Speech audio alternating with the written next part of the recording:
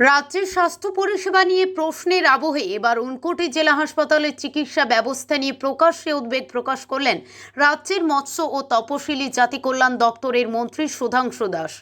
আকস্মিকভাবে হাসপাতাল পরিদর্শনে গিয়ে তিনি স্বীকার করেন, হাসপাতালের সামগ্রিক পরিবেশ সন্তোষজনক হলেও চিকিৎসা পরিষেবায় একাধিক ঘাটতি রয়েছে, যা দ্রুত দূর করা প্রয়োজন। মন্ত্রী প্রায় 2 ঘন্টা ধরে হাসপাতালের বিভিন্ন বিভাগ ঘুরে দেখেন। এ সময় তিনি রোগী, তাদের পরিবারের সদস্য, চিকিৎসক এবং স্বাস্থ্যকর্মীদের সঙ্গে কথা বলে পরিষেবার বাস্তব পরিস্থিতি সম্পর্কে বিস্তারিত খোঁজ নেন।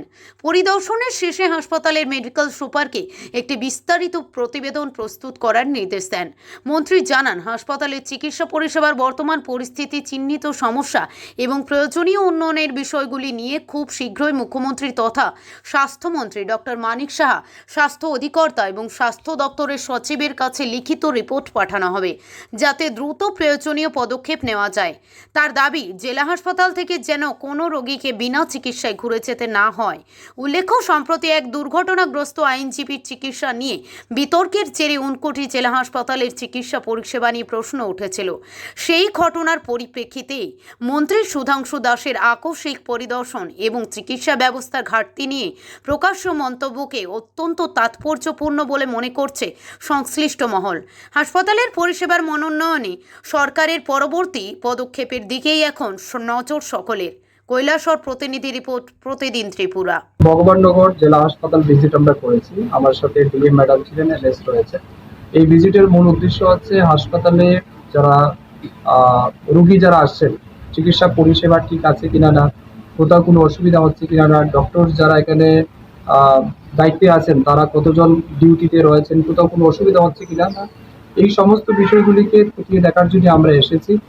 ডাক্তারদের সাথে আমরা কথা বলেছি, এমএস এর সাথে কথা হয়েছে, স্টাফ নার্স যারা আছেন তাদের সাথে কথা বলেছি, তার সাথে সাথে যারা রোগী ভর্তি রয়েছেন তাদের সাথেও আমরা কথা বলেছি, তাদের সাথেও আমরা জানার চেষ্টা করেছি কোথাও কোনো অসুবিধা হচ্ছে কিনা না।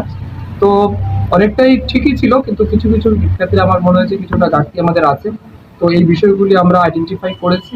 আমি ডিএম ম্যাডামকেও বলেছি, এমএসকেও বলেছি এগুলিকে কম্পাইল করে আমাকে দেওয়ার জন্য। পরবর্তী সময় আমাদের রাজ্যের যিনি স্বাস্থ্যমন্ত্রী তথা মুখ্যমন্ত্রী, ওনার নজরে আমি বিষয়টা নেব। হেলথ ডিপার্টমেন্টের ডাইরেক্টর, সেক্রেটারি, ওনাদের নজরে বিষয়গুলো নেওয়া হবে এবং দ্রুত যাতে এই হাসপাতালটাকে আরো স্ট্রেংথেন করা যায় সেই বিষয়ে আমরা নিশ্চিত উদ্যোগ গ্রহণ করব।